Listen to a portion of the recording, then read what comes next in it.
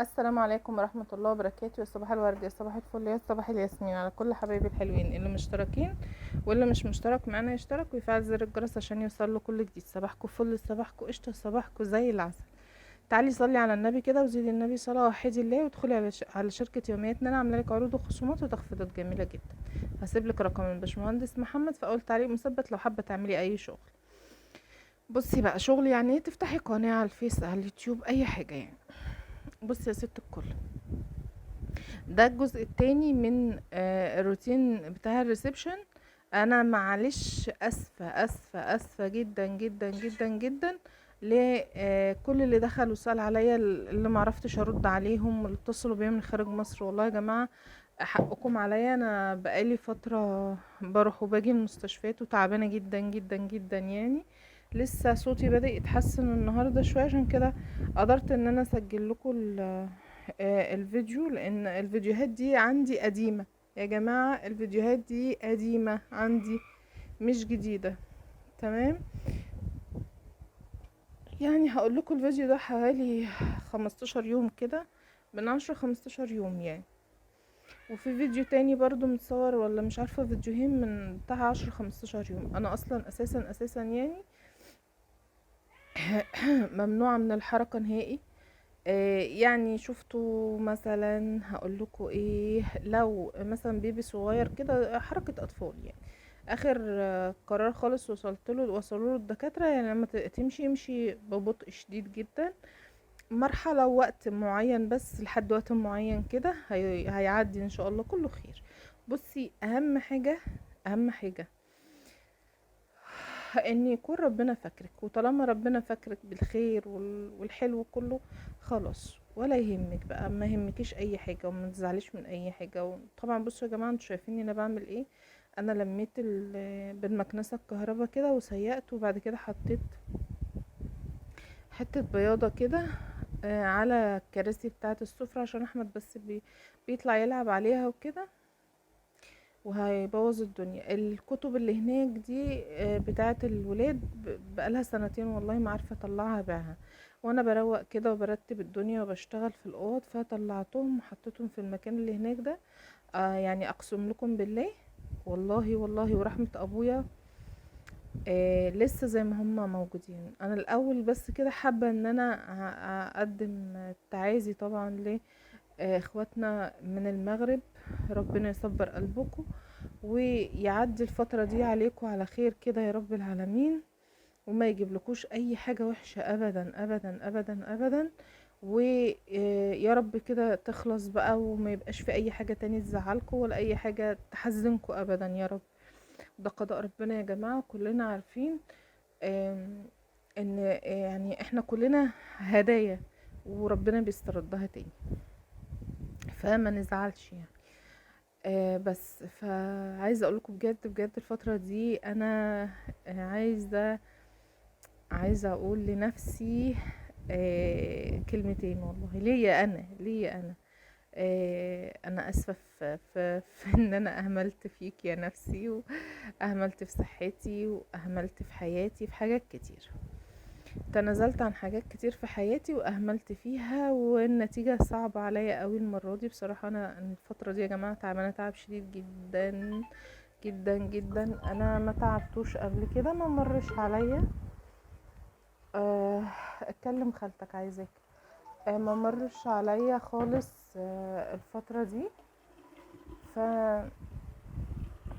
ادعوا كده ربنا يهون علينا ويعدي كربنا كده على خير ان شاء الله، والايام اللي جايه كلها ان شاء الله تبقى خير وصحه وسعاده كده باذن الله. زي ما انتم شايفين، او كنست وسيقت وسبت الارض. اهم حاجه ان انا بسيب الارض دي نشف. بصوا يا جماعه، لو انتي سيقتي بديتول، بمعطر، باي حاجه بقى whatever، لازم لازم لازم لازم ان انتي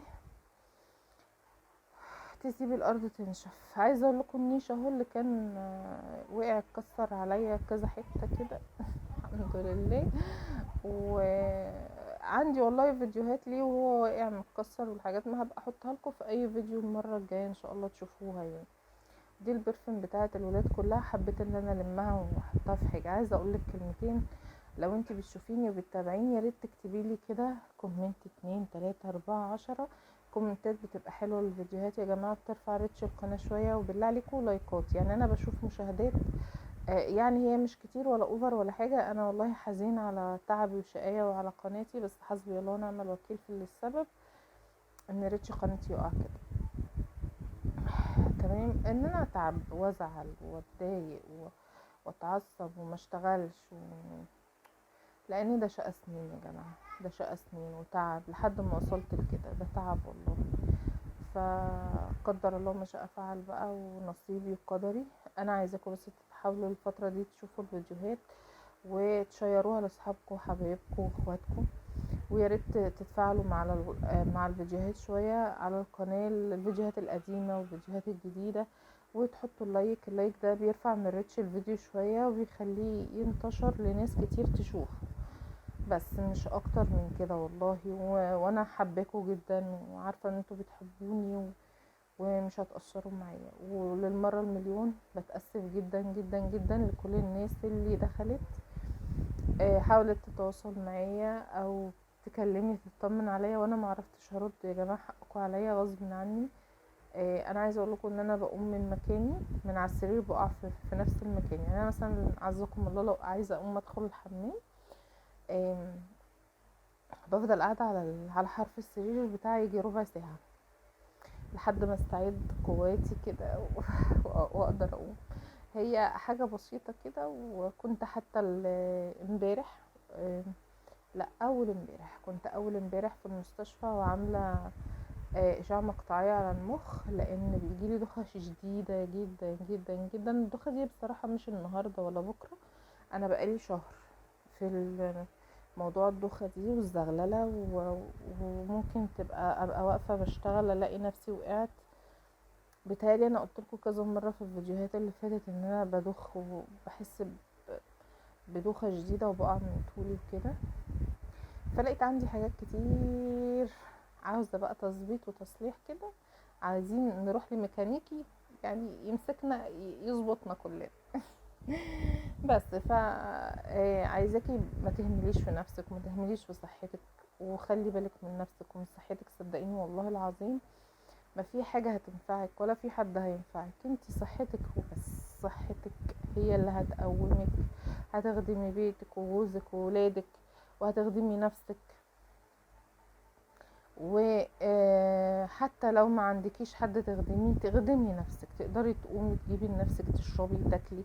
انا في اوقات كتير ببقى حابه ان انا عايزه حاجه اكلها او ان انا اعملها وببقى مش قادره ان انا اقوم اعمل حاجه. يعني انتوا فاهمين واصله لكم لحد ايه، لدرجه ايه. فالحمد لله الحمد لله الحمد لله والله.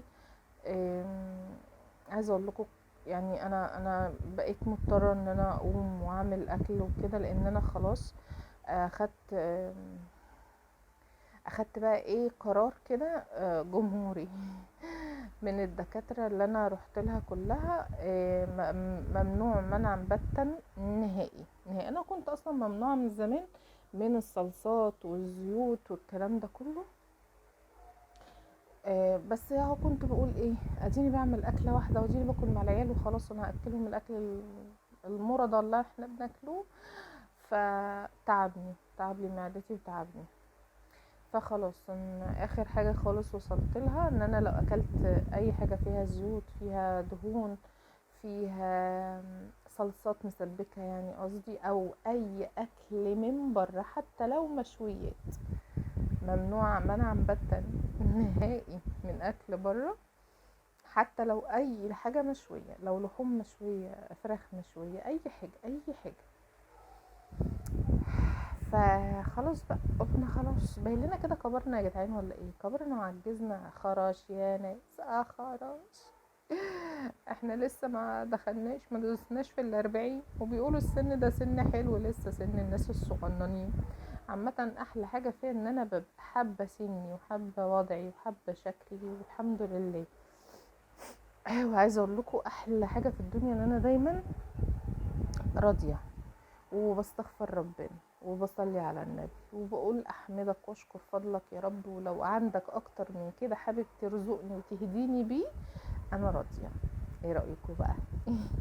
يعني في ظل التعب بتاعي ده كله وفي ظل الهم اللي انا فيه وكل دي، يعني انا مش حابه اديكوا طاقه سلبيه والله غصب عني، بس انا حابه اطمن الناس اللي بتحبني، بس اللي دخلت تطمن عليا مش اكتر يعني. بس ف ممكن لو واحدة تانية تقول طب انا ليه كده بيحصل؟ لا لا لا لا، بصي والله العظيم لو فضلتي عايشة حلوة كده وكويسة ما جاتكيش حتى شوية صداع ولا شوية برد، ربنا بيبقى مش بيحبك ولا فاكرك. لو ربنا بيحبك وفاكرك دايما بيديكي ابتلاءات. الصداع ده ابتلاء، البرد ده ابتلاء من ربنا عشان تذكريه وتقولي الحمد لله يا ربي انا راضية. ولا ما تكونيش راضية، لا ابقي راضية. بصوا يا جماعة، انا احلى حاجة فيا ان انا يعني انا شفت في حياتي كتير وما زلت بشوف، ومن اقرب الناس ليا والله ومن القريبين ومن البعيد. يعني مش انا اتطعنت كتير في حياتي واتأذيت كتير في حياتي من اقرب الناس ليا ومن ناس غريبة برضو عني، على الرغم ان انا طيبة جدا وان انا بعمل خير كتير واني بس زي ما تقولوا الغلبان كسبان والطيب مش للناس. بس انا بعامل ربنا والله، مش هعامل العبد، لان العبد ده مش في دماغي. بس فرشت المفرش الابيض ده، حابه كده الحاجات تبقى مفتحه ومش حابه اشتري اي حاجه جديده، لان انا في ظروف لا تسمح الفتره دي. اقل اشعه ب1000 وشويه، واقل تحاليل بمبلغ وقدره، ودكاترة انا بيجيني الدكاترة البيت كمان، بالاضافة ان انا بقيت اروح مستشفى خاص كمان برا. في تخصصات تانية بروح لها مش بتيجي البيت يعني. فالموضوع كبير معايا، بس ان شاء الله هتخطاها وفترة وهتعدي ومحنة ويلا يا جدعان كله بيتعلم. بس احلى حاجة اتعلمتها في الفترة دي اللي سأل عليا واللي ودني واللي وقف جنبي بالسؤال على راسي على راسي على راسي، واللي ما سألش عليا واعتبر نفسه ان هو مش شايف او مش عارف، اعتبرناه ميت ودفناه وخدنا عزاء والحمد لله. بس لان اقولك على حاجة ونصيحة خديها مني، الفترات الصعبة دي بتبينلك اللي بيحبك قوي من اللي بيكرهك قوي قوي قوي قوي، واللي بيشمت في مرضك. في ناس بتشمت في المرض يعني انا والله، وبيشمتوا فيكي وفي مرضك اقرب الناس ليكي. اقسم بالله ورحمة ابويا والله يا ربي اللي ما في غيرك حلفان، والله يا ربي اقرب الناس ليكي بيشمتوا فيكي في مرضك. فبصوا يا جماعة، دي دايرة وداين تدين وافرش تنام، ومفيش اقرب من الايام. قشطة عليك يا بنت انا حتى وانتي تعبانة برضو والله يكلمك زي السكر. والله لو مت يا جماعة ولا حصل لي حاجة في اي وقت، افتكروا فيديوهاتي دي واتفرجوا عليها واضحكوا وبترحموا عليا. الرحمة بتجوز للحي والميت، ولو انا مكتوب لي حاجة هشوفها، لو مكتوب لي ان انا اكمل واربي ولادي هكمل. بس اللي انا بتمناه من ربنا، بس انا مش حاطة في دماغي مثلا غير احمد الصغير ده، اخوه اللي هو الوسطاني برضو حاطه موضوع في دماغي شويه عشان تعليم وكده. اخوه الكبير ممكن، اخوه الكبير ممكن يشتغل ويشوف حياته، ممكن ما يتعلم يكمل تعليمه، ممكن ما يكملش تعليمه ويتجوز ويشوف حياته ويشوف واحده تانية تكون افضل ليه من امه ومن اي حد، لانه طبعا وصل سن كبير ورايح تانية كلية. فالموضوع بيبقى مختلف عكس اللي هو الصغير احمد والوسطاني صغيرين لسه يعني. فربنا يخليهم ويهديهم ويوقف لهم دايما اللي يبقى جنبهم وظهرهم. انا اللي انا واثقه فيه يعني لو ربنا تولاني في اي وقت يعني وما كملتش حياتي يعني، يا رب اكل. بصوا يا جماعه كل حاجه الاعمار بيد الله، وما كملتش يعني حصل لي حاجه، ان اللي هيكمل مع ولادي اختي، لان هي جنبي في كل حاجة، واقفة جنبي في كل حاجة وشايلاني في كل حاجة، وهي اللي هتكمل معاهم يعني بصراحة. احنا في زمن صعب. زمن صعب صعب صعب صعب يا عتريس. فربنا يخليلكم ولادكم ويخليكم لولادكم، وما تتحرموش من صحتكم ومن عافيتكم اهم حاجة. طبعا يا جماعة الفيديو بيتسرع لان ده مش مشيتي اصلا في الطبيعة، انا بمشي زي السحلف، بس بنسرع الفيديو علشان قلت مرة واتنين وتلاتة وعشرة والله العظيم، علشان الفيديو فترة الفيديو طويلة، ممكن اخد في روتين زي دوت ساعتين تلاتة. طب هنزل لكم فيديو ساعتين تلاتة، طب بس شوفوا الفيديو ده القصير واحنا ننزل لكم فيديوهات تانية طويلة يا جماعة. النافورة دي كنت من يوم جوازي لو تتخيلوا، والله العظيم يا جدعان كنت بحط فيها مية، بصوا بتنور ازاي اهي، بتنور شايفين، كنت بحط فيها مية ونافورة بتطلع وتنزل كده، المية بتطلع وتنزل فيها بس. عايزاكي بس تشوفي الفيديو، تشوفي ايه اللي عجبك في الفيديو النهارده وتتحمسي وتتنشطي، مفيش دعوه بقى بالجزء اللي هناك ده خالص خالص خالص. خلصت اهم حاجه الجزء ده، تعالوا شوفوا كده بصوا اهو، يا رواقه يا مزاج، يا مزاج ولما يكون رايق. الساعتين دول مش لاقي حد يجي يخرم لي بالشنيور يعلقهم لي معذره ايها الساده. بس ادي شايفين الحامل حاطاه في اخر الدنيا. يلا اقول لكم سلام.